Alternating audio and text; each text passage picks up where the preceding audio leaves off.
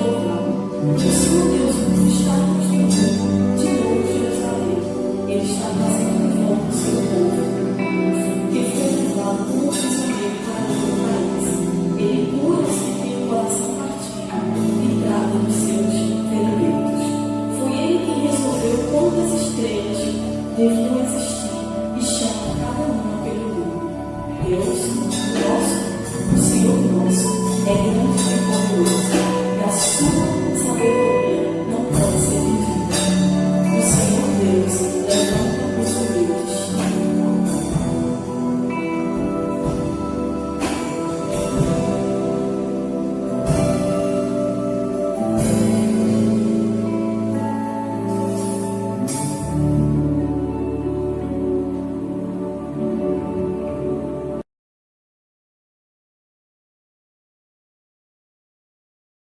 A graça e a paz do nosso Senhor e Salvador Jesus Cristo. Mais uma vez é um prazer estar com vocês, mesmo que seja distante presencialmente, mas poder utilizar esse canal para estar compartilhando da palavra do Senhor Deus. Nós vamos fazer uma leitura de um texto em Apocalipse, capítulo 1, versículo 8, e de 1 de João 4, versículo 16. Enquanto eu faço a leitura desse texto, eu te chamo a botar aí na sala de bate-papo motivos pelos quais você é grato. Você vai colocar, sou grato, ponto. E aí vai descrever a sua gratidão. Tá certo? No final nós vamos estar orando ao Senhor Deus. A leitura se encontra em Apocalipse 1 e 8 e 1 de João 4, 16. Eu sou o Alfa e o Ômega, o princípio e o fim, diz o Senhor, quem é e quem era e quem há de vir, o Todo-Poderoso. E nós conhecemos e cremos no amor que Deus nos tem. Deus é amor, e quem está em amor está em Deus, e Deus nele. Você conseguiu colocar aí os motivos de gratidão a Deus? Expressou aí a sua gratidão a Deus? Talvez você, enquanto eu falo, você vai colocando. Talvez você se pergunte, diante de tudo que está se vivendo, né? Por que ser grato a Deus? E a gente acabou de ler aqui que Deus é o início e o fim de todas as coisas, e que Ele é o mais puro amor. A Bíblia também nos ensina que devemos ser gratos por tudo. E ser grato é uma qualidade de quem sabe quem é seu Deus e o que Ele pode fazer, que Ele está presente em todos os momentos da nossa vida. A gratidão nos chama a não só enxergar o que tem de ruim e as dificuldades, mas nos chama a enxergar também as coisas boas em meio às dificuldades. Então, por exemplo, se você não tinha muito tempo para conviver com a sua família, hoje você tem tempo para desfrutar da sua família, que no cotidiano, no ativismo em que a gente vivia, não dava isso. Se você se queixava que não tinha tempo para ler ou assistir ou até mesmo fazer alguma coisa em casa, hoje você tem tempo para fazer isso. Então, o grato consegue ver coisas boas mesmo em momentos difíceis. O grato, ele consegue ver o cuidado de Deus. Certo? Colocou aí sua gratidão a Deus. Vamos orar nesse momento. Bendito e eterno Pai, eu te agradeço, Senhor, por tudo que tu tens feito em nossas vidas, ó Pai. Sabemos, ó Deus, que o alimento, ó Deus, Se estamos vivos, ó Pai, é graças à Tua misericórdia. Senhor, muito obrigado, ó Deus. Muito obrigado por estar presente. Muito obrigado por estar cuidando, ó Pai, da nossa vida, Senhor. E eu te peço, ó Deus, que Tu continue sendo o nosso Deus. Um Deus bem presente na nossa vida. Em nome do Senhor Jesus. Amém.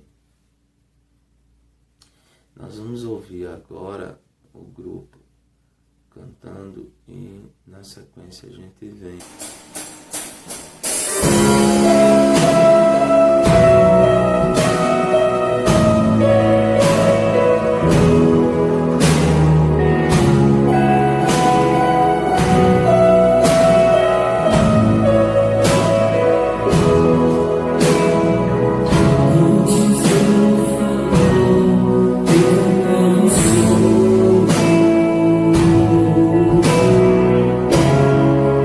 See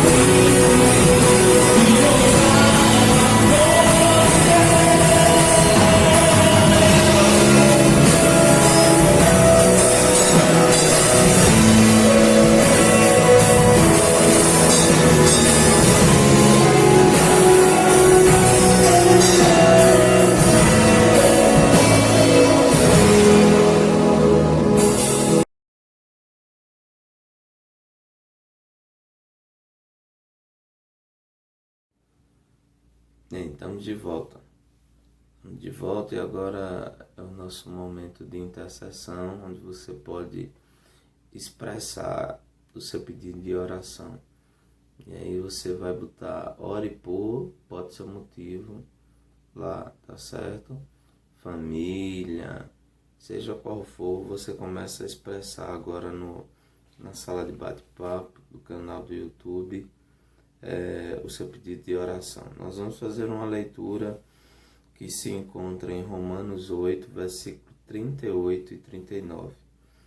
Porque estou certo que nem a morte, nem a vida, nem os anjos, nem os principados, nem as potestades, nem o presente, nem o porvir, nem a altura, nem profundidade, nem alguma outra criatura nos poderá separar do amor de Deus, que está em Cristo Jesus, nosso Senhor. Amém. Amém. Que assim seja na nossa vida. Nós vamos orar a Deus, continuar orando pelos enfermos. E todos os enfermos, não só os que têm coronavírus, mas os outros também.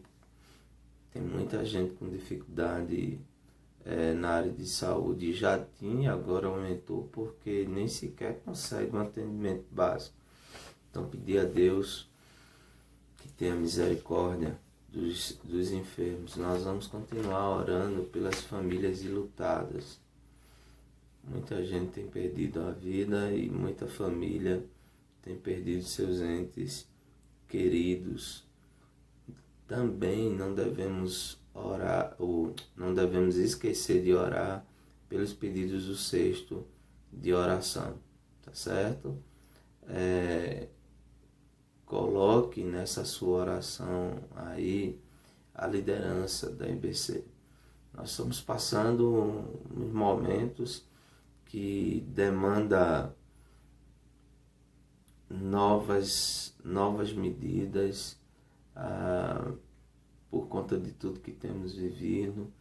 E então peça a Deus que nos dê sabedoria aos líderes que foram aprovados por Deus e pelo seu povo, para que tenhamos a sabedoria de tomar as decisões certas segundo a orientação de Deus, certo? Por fim, queridos, nós devemos estar orando pela nossa nação, pelo presidente, pelo governador, pelos prefeitos, pedindo que Deus os oriente e os conduza e tenha misericórdia dele, no nome do Senhor Jesus. Você conseguiu colocar aí seu pedido de oração? Vamos orar? Pai, eu te agradeço, Senhor, por tudo, ó Deus. Te peço que tu continues cuidando de nós. Eu te peço, ó Deus, pelos que estão enfermos, Senhor. Tem misericórdia, ó Deus, deles, ó Pai. Move as águas como tu movesse lá no tanque de Betesda, ó Deus, promovendo a cura para a vida deles, promovendo o encontro deles com alguém que sensibilize e consiga atendê-los, dando sabedoria aos médicos, ó Pai, para que eles consigam encontrar o problema que tem para ministrar a melhor medicação, Senhor. Então, Pai, vai confortando e cuidando destas vidas, ó Pai. Eu te peço, ó Deus, por cada família enlutada, Senhor. Cada uma delas. Pai, tem misericórdia, ó Deus. Conforta os corações, no nome do Senhor Jesus. Tem misericórdia, ó Deus, dos profissionais que têm saído de suas casas, ó Pai, para exercer as suas profissões. guarda-os, leva aos trabalhos e trazem em paz, ó Pai. Pai, eu te peço por cada um que está expressando seu pedido de oração agora, Senhor. Tu sabes, ó Deus, o que se passa no coração deles.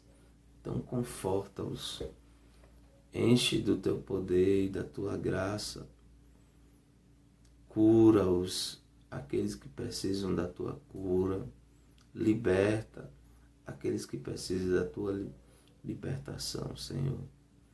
Senhor, eu te peço ainda, ó Pai, pela liderança da IBC. Senhor, tem misericórdia de nós, ó Deus. Nos dá a tua sabedoria, nos dá a tua direção, que possamos estar com o ouvido sensível à tua voz, ó Deus, para ouvirmos, ó Pai, e atendermos aquilo que tu queres para a nossa vida, Senhor. É assim que eu te oro, ó Deus. Eu te peço também por cada pedido que foi colocado no cesto de oração. Senhor, tem misericórdia destas vidas, ó Pai. Responde aos seus pedidos, ó Deus. Eu te peço, ó Deus, por cada pessoa que tem contribuído, ó Deus, empresas e pessoas que têm contribuído para que a assistência social da igreja continue, Senhor. É assim que eu te oro, ó Pai, em nome do Senhor Jesus. Amém. Querido, devemos estar ainda em oração constante. Nós vamos ouvir o Louvor IBC e logo depois a gente está de volta. Deus te abençoe.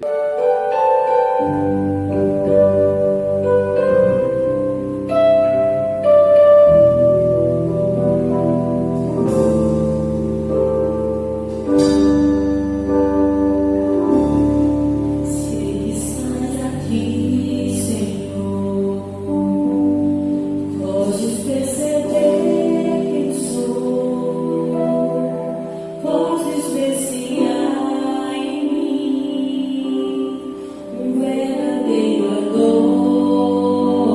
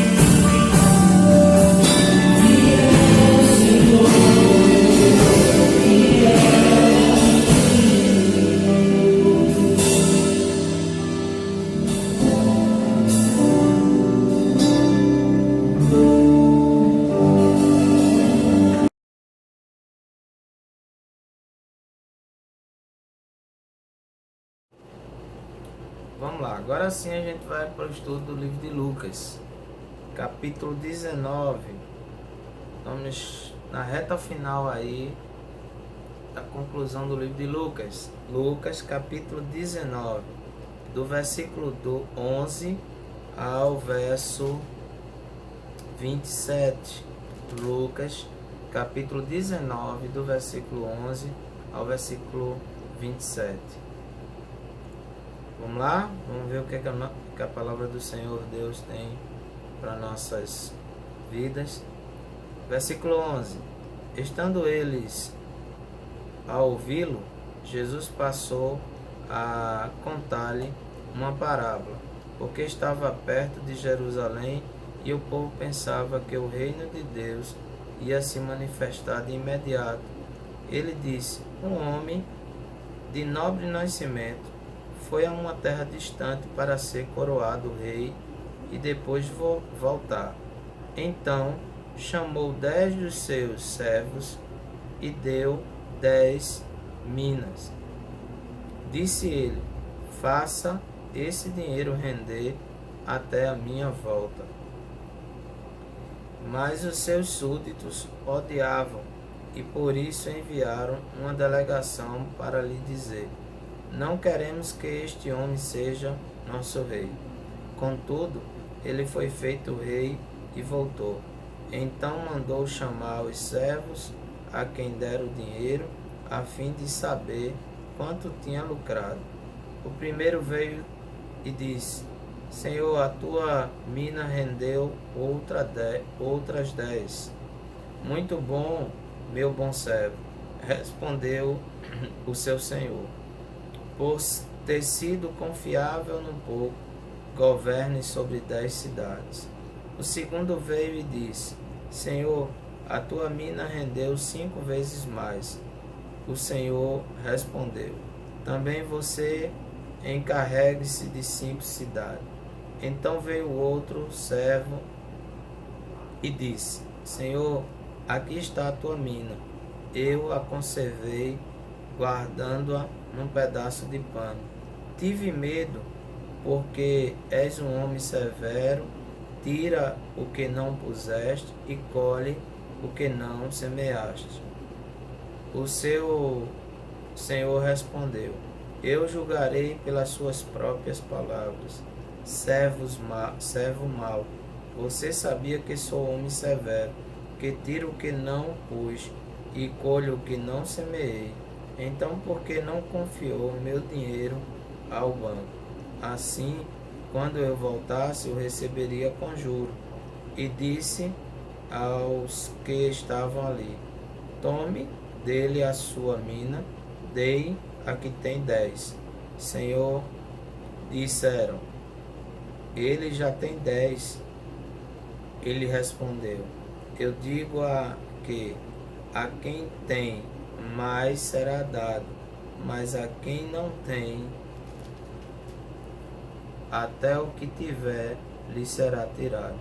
E aquele inimigo meu, e aqueles inimigos meus, que não queriam que eu reinasse sobre eles, traga-nos aqui e matemos na minha frente. Bem, a gente está diante do livro de Lucas, a passagem de Lucas aqui, e a parábola das 10 minas. É uma parábola bem emblemática. Nem sempre, eu acho que a gente tem uma dificuldade grande de ler e compreender o que é que ela significa, né?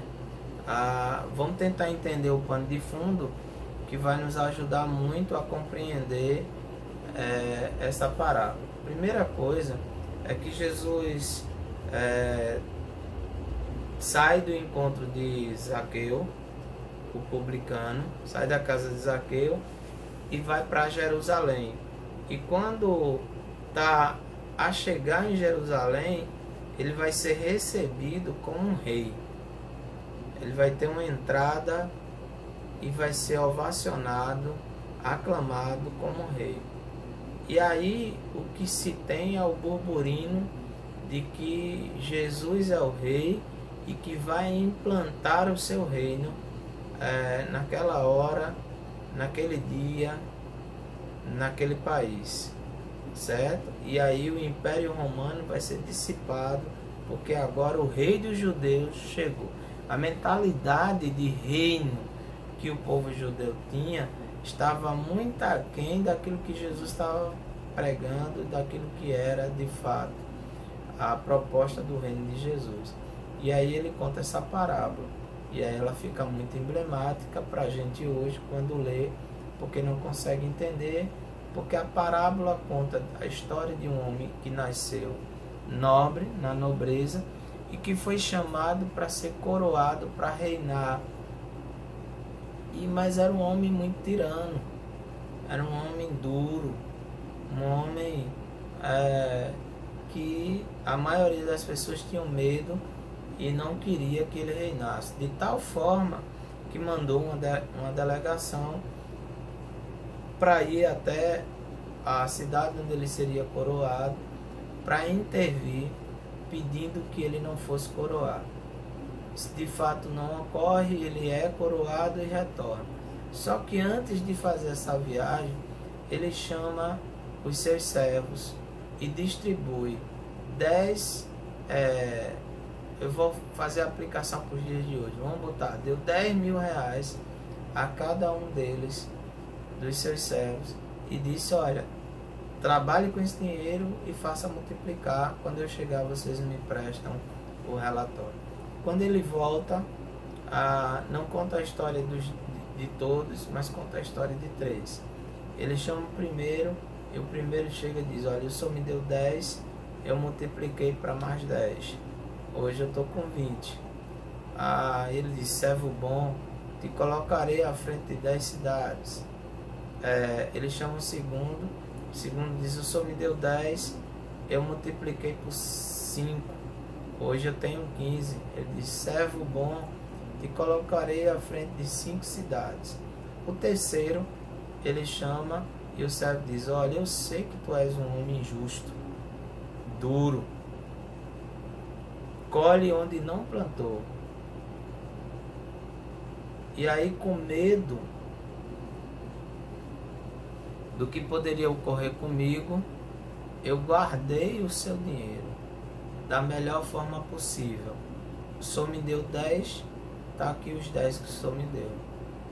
E a resposta do rei para esse súdito é, eu te julgarei usando as tuas palavras. E aí ele diz, servo mau, se tu sabes que eu sou duro, tirano, por que tu não aplicasse meu dinheiro no banco? Porque quando eu chegasse, eu teria o rendimento desse dinheiro.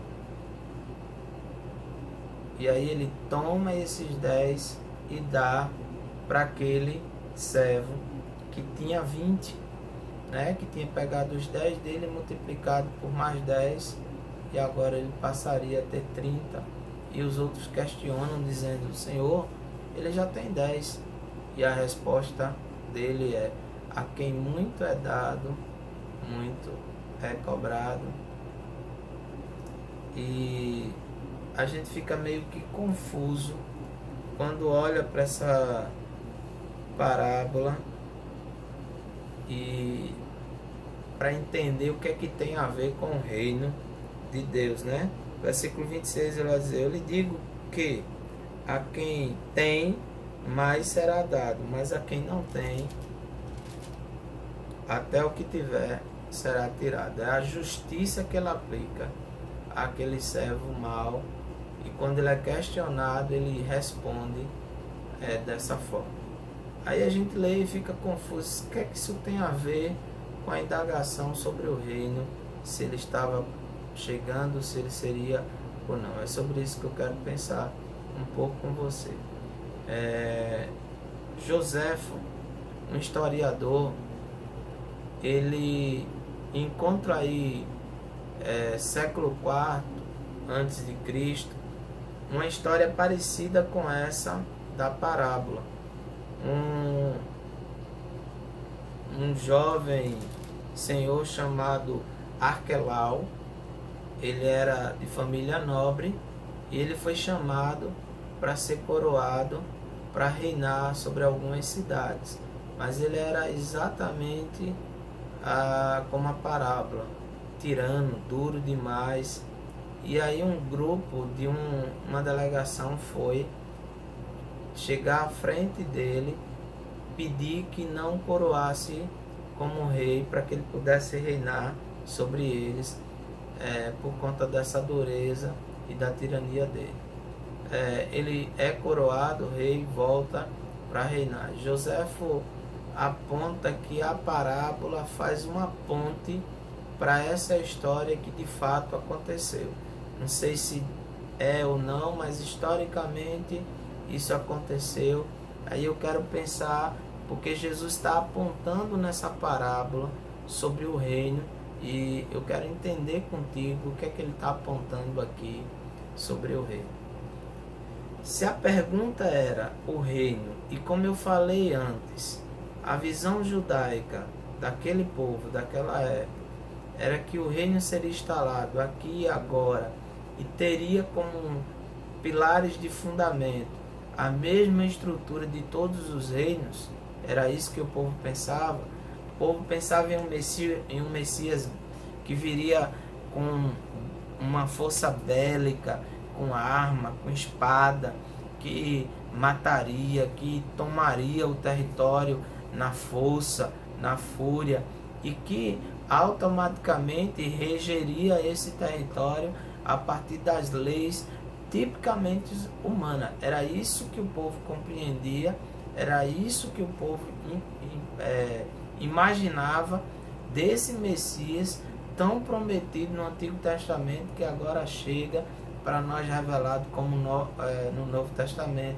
Era isso que o povo judeu, vivendo sob a escravidão dos romanos, imaginava. E aí Jesus conta essa parábola aqui para apontar a diferença entre o que ele está ensinando para aquilo que o povo está vivendo. Não havia perspectiva nenhuma do povo imaginar o novo reino, porque estava muito distante. Então a gente vai apenas comparar o que é que Jesus ensina do reino e o que é que está lá na parábola. Primeira coisa é a justiça. Toda vez que a gente para pensar ou tenta definir ou vai para a etimologia da palavra justiça, a gente vai cair num erro de esbarrar nas nossas próprias limitações e conteúdos que a gente tem. Mas eu quero pensar na justiça a partir de uma coisa chamada equidade divina ou justiça divina, tá certo? O profeta vai dizer que a nossa justiça diante de Deus, para Deus, a nossa justiça é trapo de imundície. Então não tem como sermos justos ainda vivendo em um mundo decaído. Essa justiça não é puramente justiça. Ela ainda tem que de cegueira, ela ainda tem que de velha criatura. A primeira coisa é a justiça. Jesus vem trabalhando muito no seu reino sobre justiça. Então o que é que dizia o costume e o que é que diz hoje? Matou na época, olho por olho, dente por dente. Foi criada então a cidade de refúgio para aqueles que cometeram homicídios de forma não intencional, né? Mas o que é que Jesus faz em relação a isso? Veja a comparação da lei e o que é que Jesus está implantando. O ladrão da cruz não teve tempo de descer para produzir nenhum feito bom. Ele simplesmente reconheceu o seu estado pecador, chegou para Cristo e disse: Pai, lembra de mim quando entrares no paraíso. E a resposta de Jesus para ele foi: hoje mesmo estarás comigo no paraíso. Olha aí o parâmetro e a diferença de justiça. A mulher que foi pega em adultério, os sacerdotes, os doutores da lei levam até Cristo, conhecedores da lei, e o mais interessante é que a lei dizia muita coisa. A lei judaica foi toda instrumentalizada para a proteção da mulher, mas o incrível é que a estrutura farisaica, sacerdotal, só fazia aquilo que interessava a eles em detrimento dos seus próprios quereres e vontades. Mas eles chegam até Jesus e diz: olha, a lei diz que a mulher que for pega em adultério, ela deverá ser apedrejada. Não levar um homem que encontrar um com a mulher, deixaram de descobrir outras normas, outras coisas que a lei judaica dizia sobre a proteção e o cuidado, talvez, daquela mulher. Mas enfim, ela foi pega em adultério. E aí é levada até Jesus e é citada a lei para Jesus. E a resposta de Jesus para os seus inquisitores, para os inquisitores daquela mulher: aquele que não tem pecado, atire a primeira pedra. Passa-se um tempo, Jesus olha para a mulher e pergunta: cadê os teus acusadores? Ela diz: não tem mais nenhum. O único que não tinha pecado e que tinha autoridade para acusá-la era Jesus Cristo. Ele disse: eu não te condeno. Vai e não peques mais. Então, o que é que Jesus está falando sobre justiça? Aí, ele está abrindo parâmetro entre a justiça que a gente tem no mundo hoje, decaído, e ela não pode ser uma justiça pura, plena, porque vivemos em um mundo decaído. Então esse reino não pode ser estabelecido nesse mundo, ele tem que ser estabelecido em outro mundo, com a nova configuração. Por isso que Apocalipse diz: deixando a antiga ordem para trás, surgirá uma nova ordem, onde toda lágrima será enxuta, receberemos um novo corpo. Então toda a antiga ordem ficará para trás, porque surgirá uma nova ordem. Então é impossível que esse reino, ele bota isso como parâmetro. Tanto que quando o rei da parábola pega as 10 moedas, o dinheiro que é dado ao servo que não produziu nenhum juro a mais, e dá ao outro que já tinha 20, ele é questionado, e a resposta dele está no verso 26, quando ele diz assim: eu lhe digo que a quem tem, mais será dado, mas a quem não tem, mais até o que tiver lhe será tirado. A resposta do rei é o seguinte: eu decido a partir da minha própria compreensão, que tem a ver com os meus próprios interesses. Você está entendendo aí? Quando ele aponta o reino. A outra coisa marcante na justiça é que em Mateus 7, Jesus vai dizer que não nos cabe julgar ninguém antes de olhar o argueiro que está no olhar do outro, no olho do outro. Primeiro tira a trave que está no teu olhar. Jesus nos ensina também a perdoar. Ele está dizendo aí no 7 que nós não somos chamados para sermos juízes de ninguém. Nós somos chamados em Mateus 5 para ser luz e sal do mundo, para apontar que a direção do mundo é Cristo. Então é evidente que esse reino não pode ser estabelecido aqui. E ele dá um exemplo típico de reino que é estabelecido. Não há perspectiva nenhuma de reino sendo estabelecido em um mundo decaído como o nosso e ser justo, plenamente justo. Há um esforço, e aí até sim eu concordo, que haja um esforço enorme para propagação da justiça, mas ser plenamente justo é impossível num mundo decaído como o nosso. Jesus conta essa história para nos mostrar os parâmetros de diferença do reino dele e do reino terreno, e que o reino dele não pode ser construído nessa terra. Ele se inicia aqui, mas ele não se estabelece aqui. O chamado de Cristo é para começar a ser vivido aqui, mas o estabelecimento do reino dele não vai ser nessa ordem, não vai ser neste mundo. Aí está a razão da parábola. Você está conseguindo compreender agora? Quando se perguntava Será que o nosso rei de fato chegou porque ele é recebido em Jerusalém como rei? E Jesus responde: meu reino não é deste mundo, através dessa parábola. Isso me chama a atenção para que possamos refletir e possamos entender que a eternidade não é para ser vivida aqui, que nós somos chamados para viver nos céus. Geograficamente, onde esse céu eu não sei, mas eu sei que eu preciso estar pronto para viver lá, que eu não tenho que construir a minha vida, ou construir ou dar direção para a vida que tenho a partir das demandas e das necessidades, unicamente das necessidades terrenas. Eu tenho que pensar a vida que tenho a partir do que o Senhor Jesus me aponta, do que Ele me ensina, porque eu, você, nós somos cidadãos deste reino. Quando esse reino entra em nós, ele começa a mudar. Por isso que o apóstolo Paulo vai dizer em Romanos 12, 1, 2 em diante, transformando o mundo pela renovação do nosso entendimento. Somos chamados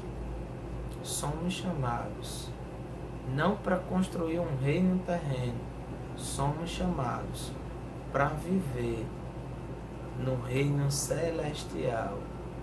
Somos chamados para que aqui na terra o Espírito Santo de Cristo nos molde de uma forma tão intensa que sejamos, pois, farol para um mundo que está perdido, sal para dar sabor a tantas vidas que andam sem sabor.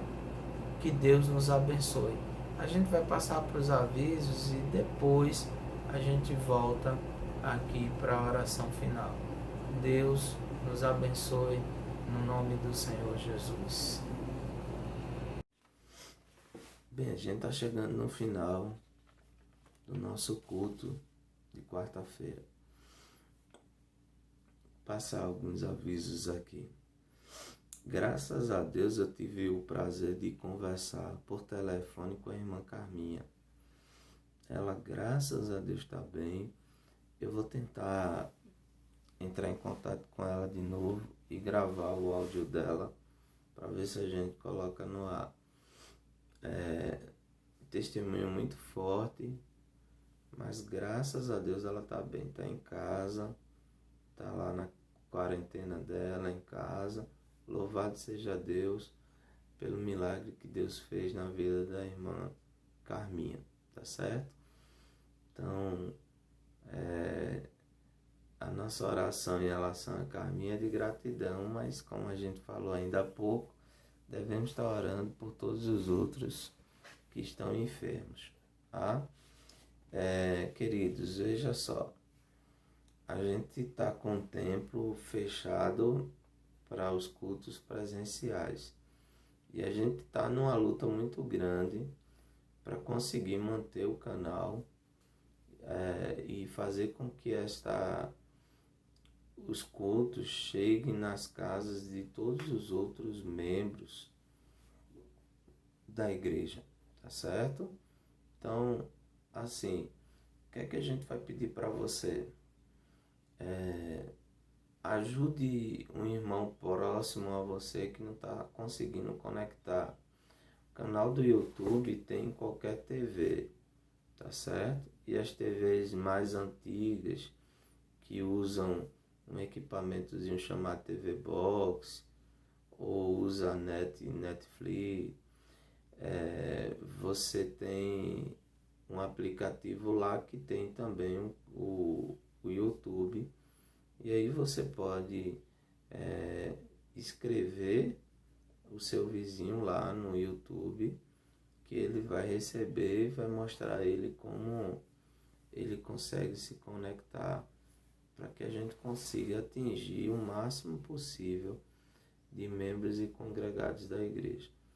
A outra coisa é o seguinte: repasse esse canal para alguém da sua família, para que a gente consiga estar levando essa palavra de esperança e de fé para alguém que você gosta. Isso também é uma das maneiras de evangelizar, tá certo? Alguém vai estar ouvindo. Se a pessoa já é cristã e com certeza a igreja dela está lá se movimentando. Mas se ela não é, principalmente para os não crentes, para que eles consigam estar ouvindo uma palavra de esperança, uma palavra de Deus, que muitas vezes não, em todas as vezes aquieta o nosso coração, acalma a nossa alma, tá bom? Bem, queridos, então, por não ter os cultos presenciais, nós não estamos recolhendo nem os dízimos, nem as ofertas presencialmente. Nós estamos pedindo para que os irmãos que têm aplicativo no celular de banco, né, com conta, façam a transferência bancária para os números. Eu vi que nos últimos 2 cultos não saiu. Eu vou conversar com o pessoal de comunicação para que eles coloquem para a agência bancária e a conta bancária, melhor dizendo, que vai aparecer aí na sua tela. Do lado da conta bancária vai aparecer um número de Zap. Para esse Zap que você vai enviar o comprovante de transferência, para que a tesouraria da igreja tenha controle sobre o dinheiro, sabendo se é um dízimo, se é uma oferta, se essa oferta está direcionada para a igreja ou se essa oferta está direcionada para sopa ou para algum outro projeto que a igreja esteja em manutenção, como distribuição da cesta ou qualquer outra coisa. Por que essa distinção? Quando o dízimo e oferta vai para a igreja, ele alimenta tudo, luz, água, tudo que é necessário na igreja. Quando você manda, mesmo que seja R$10 ou R$1.000 de oferta para a ação social da igreja, esse dinheiro é destinado apenas para a ação social. Ele não vai alimentar os outros, ele vai só alimentar a ação social. Então, para que não se misture e a gente consiga entender para onde foi destinado o dinheiro, então a gente pede que você identifique lá para que a tesouraria tenha essa noção, tá certo? Deixa eu te passar alguns relatos simples. Aqui nós já distribuímos aproximadamente 1.000 sopas, 1.000 quentinhas de sopas, tá certo? Não tem um número exato, mas aproximadamente a gente distribuiu aí 1.000 quentinhas de sopa. A gente começou com 75 quentinhas de 500 ml na primeira semana. E hoje nós estamos distribuindo uma média de 200 quentinhas, mas não de 500 ml, mais aquelas quentinhas de almoço mesmo. Eu acho que ela dá 2,5 de 500 ml por semana. Começamos com um caldeirão. Na segunda semana em diante a gente passou para 3 caldeirões.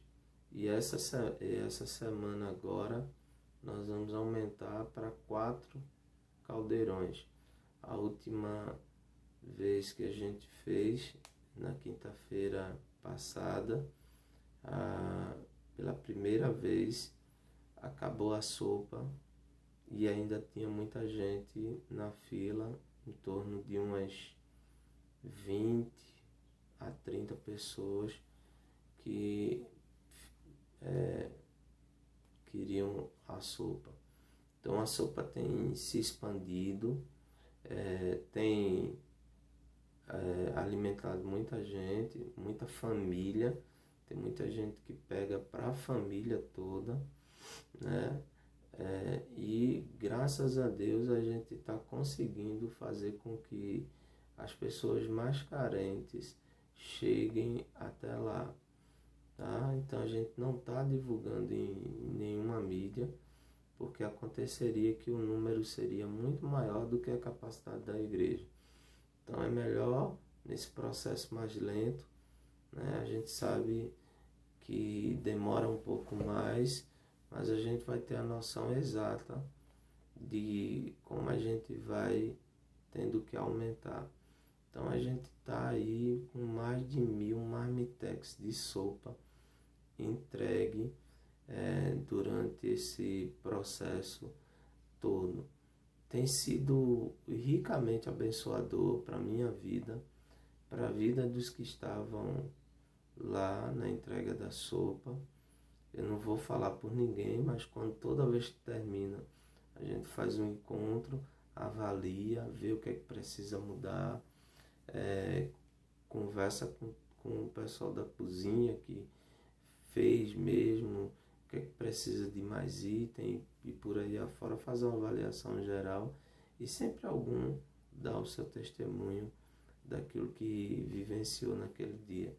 Mas para mim tem sido algo ricamente abençoador. Eu tenho visto coisas que eu, assim, difícil de imaginar, tá certo? Tenho visto pessoas que nunca entraram na igreja pararem, ofertarem, como eu já expressei em outros momentos, para que a sopa não pare. Então, Deus tem sido muito bom, tem sido misericordioso e a gente tem continuado com a sopa, tá certo? Então, eu quero lhe estimular a isso. Entrega de cestas, nós não temos capacidade de entregar a cesta e divulgar que a gente está entregando cesta, porque a nossa capacidade é bem limitada, humanamente falando. Então nós estamos procurando assistir a todas as pessoas de dentro da igreja e de fora da igreja através de contatos diretos, seja por telefone, que a gente já tem. Então são as pessoas que são membros e congregados da igreja e que estavam inscritos nos projetos que a igreja tinha, né, que hoje estão parados, ou seja, através de indicação de irmãos que conhecem e sabem de alguma situação, e aí eles nos ligam, entram em contato conosco para mostrar isso. Então, nós precisamos da contribuição dos irmãos para que a gente consiga. A gente já entregou mais do que isso, mas a gente já conseguiu entregar 57 cestas. Então a gente está com um número um pouquinho maior que ainda precisa ser contabilizado. De finalzinho março, de abril para cá, do finalzinho de abril para o último dia de maio, né, até dia 10 de maio, a gente já estava com 57 cestas entregues, tá certo? E a gente deve continuar também abençoando. A outra coisa é o seguinte: Deus tem nos honrado e nos abençoado. Nós recebemos uma doação de complexo B e de álcool 70, tá? Então, assim, a gente tem procurado entrar em contato individual, mas é muita gente e a gente não tem conseguido entrar em contato com todo mundo. Então, você, meu irmão da igreja, ou não é da igreja, mas está ouvindo o canal, aí entre em contato com a secretaria. Se você está trabalhando, está indo trabalhar e precisa ter o álcool 70 para fazer a higienização da mão, entre em contato com a secretaria. Se você toma complexo B, que é uma vitamina muito boa para o corpo, então também entre em contato com a igreja e diga que você precisa da vitamina, que você tem interesse na vitamina e tem interesse no álcool, que a gente vai entrar em contato com você para fazer com que esse material chegue até você, tá certo? O número da secretaria da igreja vai estar passando aí para você nesse momento, tá certo? Não adianta ligar para esse número, ele é um zap. Você vai mandar um recado para ele, vai se identificar para que a gente consiga ter o retorno e falar com você, tá bom? Bem, queridos, por fim, a gente está pedindo para que todas as famílias da igreja, e não da igreja, porque o canal tem pessoas que não são, nem foram ainda na igreja, né? Mas que todos vocês que estão nos ouvindo e vendo, que façam seu culto no lar na sexta-feira. Pelo menos uma vez na semana, reúne a família para fazer seu culto no lar. E grave um trecho desse culto. 3 minutos, tá certo? A gente vai matar a saudade, porque vai ver você e sua família lá, tá? E a gente vai estar publicando isso aqui no canal, tá bom? Envie esse vídeo de 3 minutos, você não terá dificuldade nenhuma de enviar. Você pode até botar no zap mesmo, ligar a câmera no zap que vai aparecer aí o número. Você já bota seu WhatsApp nesse número, liga a câmera nele e grava 3 minutos. Ele já envia automaticamente, tá certo? 3 minutos, você não vai ter dificuldade nenhuma para enviar. Você gravando isso, aqui a gente vai estar publicando e a gente vai ver você, vai matar a saudade, e é para lhe estimular a ter esse momento de culto com a sua família. Então, 3 minutos dá um trecho de uma oração, um trecho de uma leitura da Bíblia, um trecho de um louvor, tá certo? Não esqueça não, coloque aí e faça isso, tá certo, queridos? Bem, eu quero reforçar, no último domingo desse mês, nós vamos estar fazendo a ceia. O que você precisa? Você precisa de alguma coisa sólida. Se você não tiver o pão, que seja uma bolacha, tá certo? Mas algo sólido que tenha na sua casa para a realização da ceia. Algo líquido. Se você não tiver o vinho, você tem água, nem que seja de torneira, mas você tem. Então a gente vai pedir para que você bote na mesa, multiplique isso pelo número de pessoas que vão cear.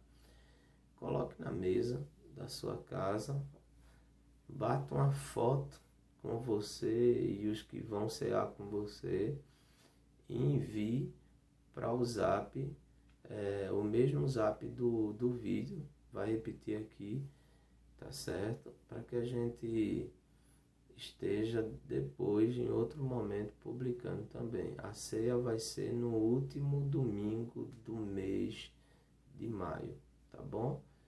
Então, de domingo agora a 8. Se organize aí, vá providenciando e a gente vai passando as informações direitinho para vocês. Que Deus nos abençoe, eu acredito que é só essas informações. Deus nos abençoe, que Deus faça resplandecer a sua justiça sobre nossas vidas, que tenhamos um restinho de semana debaixo da graça, da paz e da misericórdia de Deus. Eu esqueci, deixa eu reforçar aqui contigo. Se você quer se voluntariar para a entrega da sopa, para a composição, fazer a sopa, passe um zap para aquele número da secretaria que a gente falou antes, tá?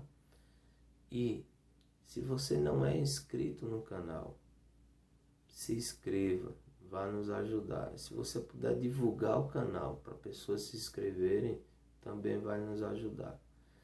Se você puder dar seu like aí de legalzinho, você vai ter um legalzinho que é positivo e ter um negativo. Se você puder apertar aí no positivo, também vai nos ajudar, tá bom?